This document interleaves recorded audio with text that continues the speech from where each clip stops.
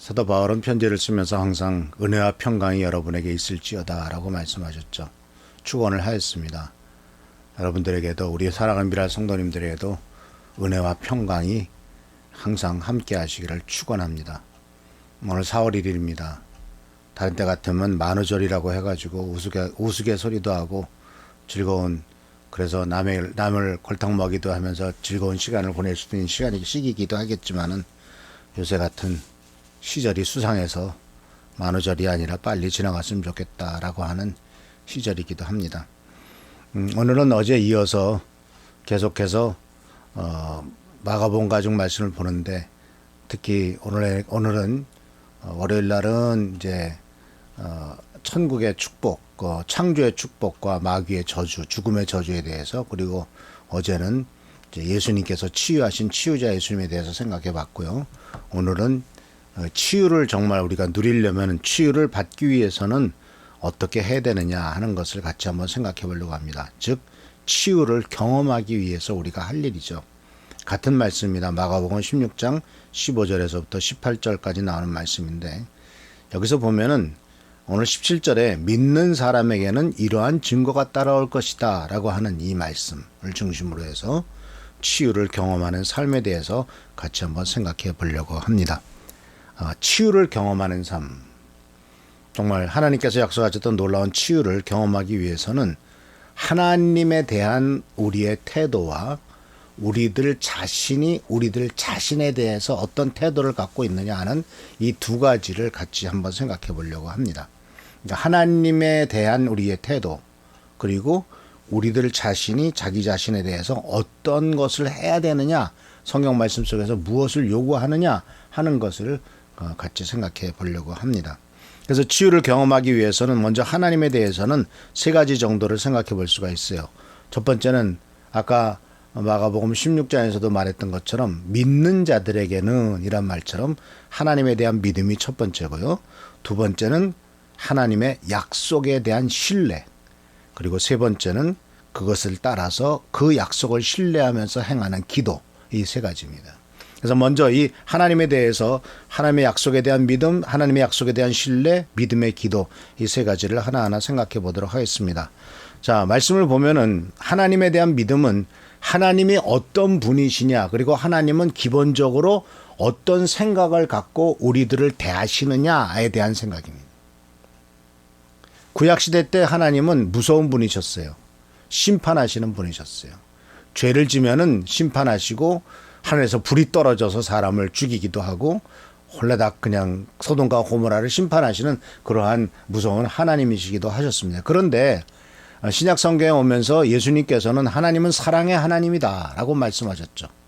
그리고 하나님을 사랑하는 자들에게는, 또 하나님께서는 또 하나님을 사랑하는 자들에게는 어떤 축복이 있을 것이다 라고 말씀을 하셨고, 또 하나님을 사랑하는 자를 또 하나님이 사랑하신다라고 이렇게 말씀하셨죠. 그래서 여기서 보면은 요한복음과 예레미야 두 신약 성경 속에서는 예수께서 이 땅에 오시면서 예수님이 당신이 이 땅에 오신 아주 목적을 정확하게 말씀하시죠. 내가 왜 왔느냐? 하나님이신 예수님이 이 땅에 왜 오셨느냐 했을 때 요한복음 10장 10절 말씀 우리 같이 한번 읽어볼까요? 나는 양들에게 생명을 주고 그 생명을 더 풍성하게 해주기 위해서 온 것이다. 양들에게 생명을 주신대요.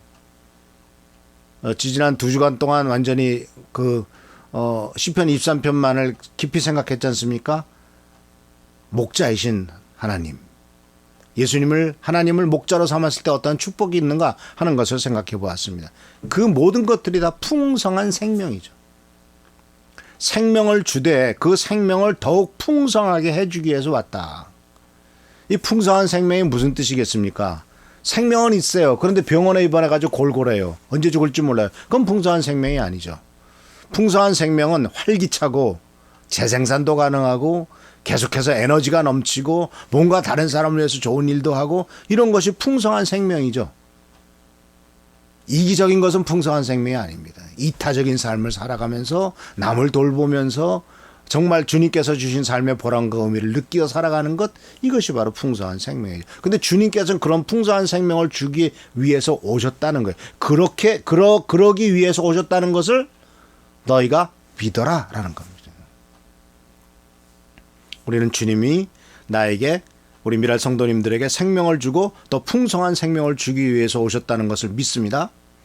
그리고 예레미야 29장 말씀은 이 예레미야 29장은 우리가 알다시피 이스라엘 민족이 이제 바벨론으로 포로가 되고 고통과 쓰라림 속에서 당하는 삶을 살게 될 때, 나라가 망해갈 때, 그 망한 다음에 꼴려갔을 때, 이러한 그 끔찍한 상황 속에서 예레미야가 희망과 꿈을 부어넣기 위해서 반복적으로 하신 말씀입니다. 예레미야 29장 11장 14절, 너희가 아무리 어려운 처지에 있다 하더라도 너희를 향한 나의 계획은 언제나 평화이지 결코 재앙이 아니다. 참 이 말씀 얼마나 좋습니까? 하나님의 계획은, 여러분과 저를 향한 하나님의 계획은 언제나 평화이지 재앙이 아닙니다. 가끔 어떤 인간을 보면은 항상 생각하는 게 악할 뿐이에요. 어떻게든지 남을 괴롭혀가지고 자기가 원하는 것 얻으려고만 해요. 이런 악한 인간들이 있어요. 그러나 하나님께서는 언제나 평화지 재앙이 아니시라고 말씀하십니다. 그리고 너희가 지금 갈망하는 것과 같이, 참 우리가 원하는 게 뭐예요? 밝은 미래잖아요. 너희에게 밝은 미래를 열어주는 것이 나의 계획이다. 이 놀라운 축복이 바로 우리 것이 될 줄 믿습니다. 너희에게 밝은 미래, 우리 자녀들에게 밝은 미래, 우리 손자 세대의 밝은 미래를 열어주는 것이 나의 계획이다. 근데 하나님의 계획이 이렇다면은 이 하나님, 이런 분이 하나님이시다. 바로 하나님은 재앙을 내리시려는 고하 분이 아니라 평화를 주시려는 분이고 밝은 미래를 열어주시려는 분이 우리 하나님이시다. 그러면 너희가 어떻게 될 것이냐? 12절부터 말씀하시죠. 이제 너희가 해야 될 일이 바로 뭔지 아냐? 너희가 해야 될 일은 너희의 생각과 계획을 버리고 내게로 돌아와 나의 도움을 호소하는 것이다. 왜냐하면은 이 당시에 이스라엘 민족이 생각했던 계획은 하나님보다도 힘센 다른 나라를 의지하고, 하나님보다도 이집트를 의지하고 다른 권력을 의지하려고 했던 것들이 많거든요. 사실 우리가 어려울 때 하나님을 의지하기보다는 내 생각과 내 계획을 의지하려는 것이 얼마나 많습니까? 근데 대개 그것이 성취가 됩니까? 더 어그러지고 문제가 더 심각해지죠. 너희는 지금 온전한 마음으로 나를 찾아야 한다. 그러면 내가 너를 만나주겠다. 그래서 하나님에 대한 믿음, 하나님이 어떤 분이시냐? 하나님은 항상 평화와 패양을 주시는 분이고 밝은 미래를 열어주는 것이 주님의 계획이고 재앙이 아니다. 그거를 믿고 내 꼼수와 내 생각과 내 판단과 내 경험을 의지하지 말고 이런 생각, 계획 다 버리고 하나님에게로 돌아와서 하나님의 도움을 호소해라. 그러면 내가 도와주겠다라고 말씀하고 계세요. 우리가 알다시피 인간의 막다른 골목이 하나님의 역사하시는 시작이지 않습니까? 그리고 또 우리들이 신앙생활을 해가면서도 느꼈던 경험이 뭡니까? 막다른 골목에 도착해야만 기도하지 않습니까? 막다른 골목에 도착해야만 하나님 살려주십시오라고 하지 않습니까? 그렇게 하지 말고 진작에 처음부터 너희 생각과 계획을 버리고 내게로 돌아와 나의 도움을 찾아라. 나는 능력도 있고 할 마음도 있고 내 계획이 이런데, 밝은 미래를 열어주는 게 내 계획인데 너희들은 왜 안 믿냐? 이렇게 말씀하고 계신 거예요. 그래서 이런 약속의 말씀에 대해서 하나님에 대한 믿음을 분명히 알고 이 예레미야에서 말하는 말씀을 분명히 이 하나님에 대해서 하나님 자신에 대한 믿음을 분명히 갖는 여러분 되기를 축원합니다. 그뿐만 아니라 두 번째는 바로 뭐냐면, 하나님에 대한 두 번째는 뭐냐면 하나님의 약속에 대해서 신뢰하는 거예요. 자, 아까 우리가 계속 보고 있는 본문 말씀이 마가복음 16장인데 15절에 17절에 뭐라고 말씀하고 있습니까? 믿는 사람에게는 이런 표적이 따를 터인데, 믿는 사람입니다. 꼭 목사나 무슨 뭐 장로님만이 아니에요. 믿는 사람이에요. 믿는 사람이 이런 표적이 따를 것인데, 곧 그들은 내 이름으로 귀신을 쫓아내며 새 방언을 말하며 손으로 뱀을 집어들며 독약을 마실지라도 절대로 해를 입지 않으며 아픈 사람의 손을 얹은즉 나을 것이다. 이 하나님의 약속이에요. 그럼 그걸 믿어야죠. 요한복음 16장 14, 15, 16장에는 계속 얘기하지 않습니까? 지금까지 너희가 내 이름으로 예수님의 이름으로 기도하지 않았지만 이제 기도해라. 그러면 내가 응답해 주겠다. 내 이름으로 구한 것은 내가 아버지께 구해서 너희가 받도록 해주겠다. 그러니까 이것은 믿음으로 약속에 대한 신뢰를 갖고 하나님 앞에 해야 되는 거, 기도죠. 그렇기 때문에 바로 하나님에 대한 믿음이 첫 번째요. 두 번째는 하나님의 약속에 대한 신뢰가 두 번째요. 세 번째로 바로 뭐냐면 그것을 믿고 믿음으로 기도하는 겁니다. 야고보서 5장 15절에 사도 야고보가 이렇게 말했죠. 그들이 믿음으로 기도드릴 때, 그러니까 병든 자 있느냐, 14절은 이렇게 됩니다. 병든 자 있느냐, 너희는 교회의 장로들을 청할 것이요. 즉 믿음의 선진들, 믿음으로 먼저 앞서갔던 사람들을 청할 것이요. 그들이 믿음으로 기도를 드릴 때는 주께서 그를 치료하여 낫게 해주실 것입니다. 왜 하필이면 장로나 목사님을 청하라고 그랬을까요? 아마 평신도들보다 조금 믿음이 더 있었다고 생각해서 그랬을지도 모르겠습니다만은 어쨌든 믿음으로 기도드릴 때 주께서 그들을 치료하여 낫게 해주실 것입니다. 그뿐만 아니라 그의 병이 어떤 죄 때문에 생긴 것이라면 주께서 그의 죄를 용서해 주실 것입니다. 자, 이 뒷부분에 나오는 죄를 용서해 주신다라는 말은 이어서 말씀을 드리겠습니다마는 예수님께서 부활하시고 난 다음에 제자들이 모였을 때 제자들에게 명령하신 것 중에 하나가 바로 뭐냐면 사람들에게 가서 용서를 선포하라는 거였습니다. 내가 죄를 용서하면 그 죄가 용서받을 것이요 그대로 두면 그대로 있을 것이다 라고 말씀하셨어요. 그러니까 예수님이 당신 자신이 죄의 용서의 권한을 갖고 있음을 선포한 것 때문에 정말 예수님을 못 살게 굴고 곤욕을 치르게 했잖아요. 바로 예수님을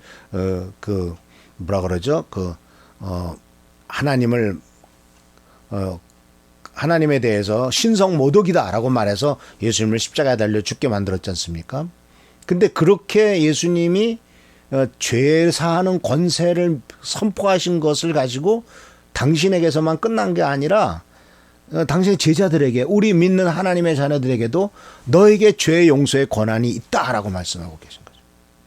그래서 오늘 야고보서 5장 15절에서도 그의 병이 어떤 죄 때문에 생긴 것이라면은 주께서 그의 죄를 용서해 주실 것입니다. 왜요? 주님께서 죄를 용서하신다, 내 죄가 용서받았다라고 하는 말과 너의 병이 치유받았다라는 말을 동의어로 쓰셨으니까, 같은 말로 쓰셨기 때문에 이 말이 그대로 성립되는 것이죠. 그래서 하나님에 대해서는 첫 번째는 바로 뭡니까? 하나님에 대한 믿음입니다. 두 번째는 약속에 대한 신뢰입니다. 세 번째는 믿음으로 선언하는 겁니다. 믿음에 기도하는 겁니다. 예수님의 이름의 권세에 대한 믿음을 갖고 예수의 이름으로 명하노니 모든 질병은 떠나가라 라고 선언할 때 놀라운 축복과 은혜가 나타날 줄 믿습니다. 이 창조적인 선언이죠. 하나님께서 약속하신 것이기 때문에 그렇습니다. 자, 그렇다면 이제 하나님에 대해서 우리가 이러한 믿음과 확신의 기도를 드릴 필요가 있고요. 그렇다면 우리들 자신이 해야 될 일이 바로 뭘까요? 두 가지입니다. 죄에 대한 자백과 회개, 그리고 용서를 베푸는 일입니다. 죄에 대한 자백과 회개는 나 자신의 문제입니다. 용서는 나와 관련된 다른 사람에 대한 문제입니다. 그런데 이것이 치유와 연관되어 있습니다. 하나씩 먼저 생각해 볼까요? 첫 번째로 죄에 대한 자백과 회개입니다. 역대하 7장 14절에 이 말씀은 이제 솔로몬이 성전을 짓고 난 다음에 하나님 앞에 번제를 드리고 낙성제 예배를 드려 제사를 드렸을 때 하나님이 약속하신 말씀입니다. 내 이름으로 일컫는 나의 백성이 스스로 겸손해져서 기도하며 나를 찾고 악한 길에서 떠나면, 즉 회개하면, 죄를 자백하고 회개하면, 이 떠난다는 말이 회개한다는 뜻이요. 회개란 말은 주님 내가 잘못했습니다라고 고백하는 것만이 아니에요. 회개는 죄에서 돌이켜서 하나님에게로 온전히 간다는 겁니다. 그러니까 악한 길에서 완전히 떠나서 옳은 길로 간다는 겁니다. 이게 회개예요. 그렇게 하면 주님을 찾고 회개하면 악한 길에서 떠나면 그 죄를 용서하여 주며 그 땅을 다시 번영시켜 주겠다. 사실 개인의 죄의 용서뿐만 아니라 중요한 것은 땅을 번성시켜 주시는 겁니다. 카인이 죄를 졌을 때 카인이 아벨을 죽여서 아벨의 피가 땅에 떨어졌을 때 하나님께서는 창세기 말씀 속에서 이렇게 기록하셨습니다.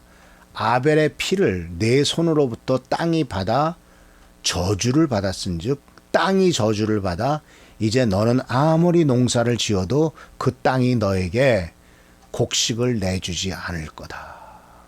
네가 암만 일을 해봐라. 돈을 벌 수 있을 것 같냐? 아무리 사업을 해봐라. 그것이 가능할 것 같냐? 망하고 말 거다. 이렇게 말한 거죠.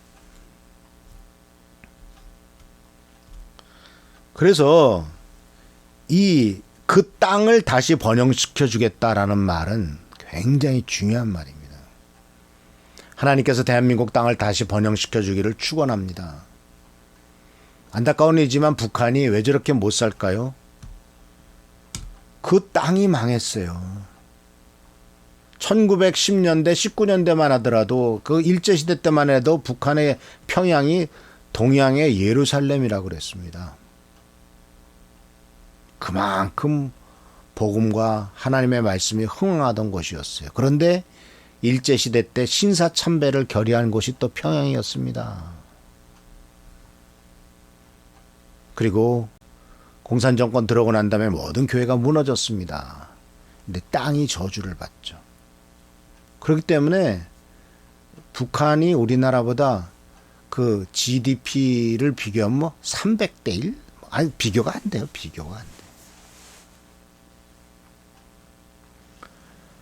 그래도 어쨌든 우리 땅이고 하나님이 축복하시는 땅이 돼야 되니까 죄를 용서하며 악한 길에서 떠나기를 우리가 기도해야 되겠죠.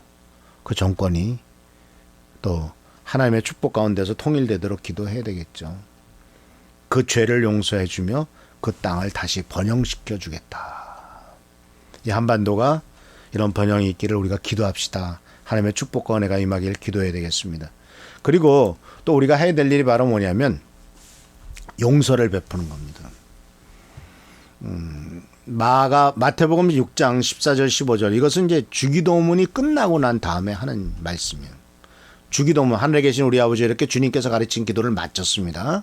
뜻이 이루어진 것 같이 땅에서도 이루어지이다. 오늘날 그래서 맨 끝에 이제 나라와 권세 영광의 아버지께 영원히 싸움나이다라고 끝난 다음에 14절이 뭐냐면 너희가 남의 잘못을 용서해 주면 너희 하늘 아버지께서도 너희를 용서해 주실 것이다. 그러나 너희가 남을 용서해 주지 않으면 너희 아버지께서도 너희의 잘못을 용서해 주지 않을 것이다. 다시 또 기억하시길 바랍니다.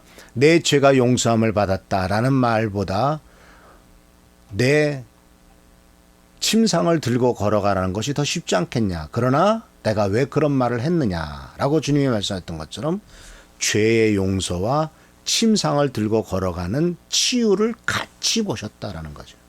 그러니까 남의 죄를 용서해 주지 않으면 하나님이 우리의 잘못을 용서해 주지 않는데요.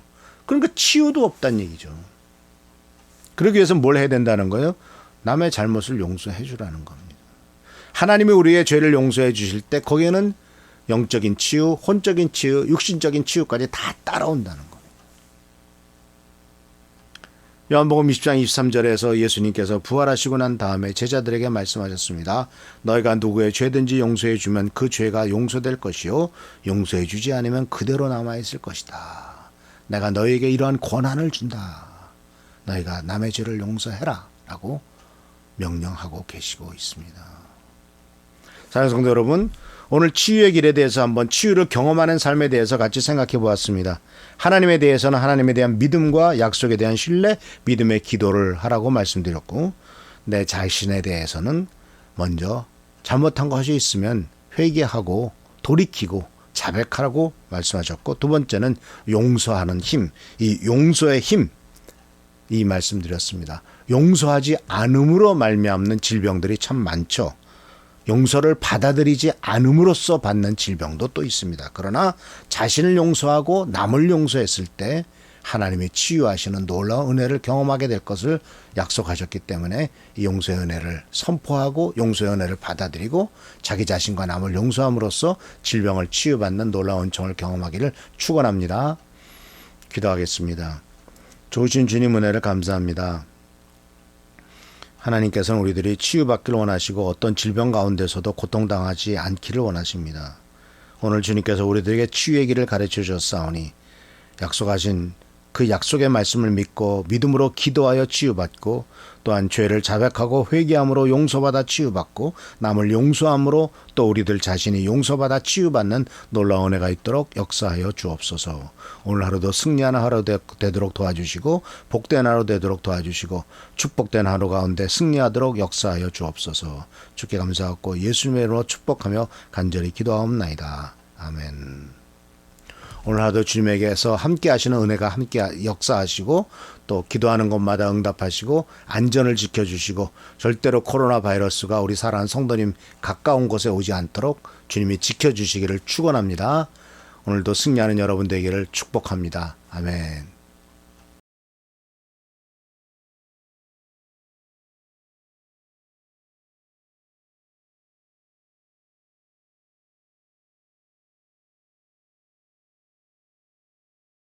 주소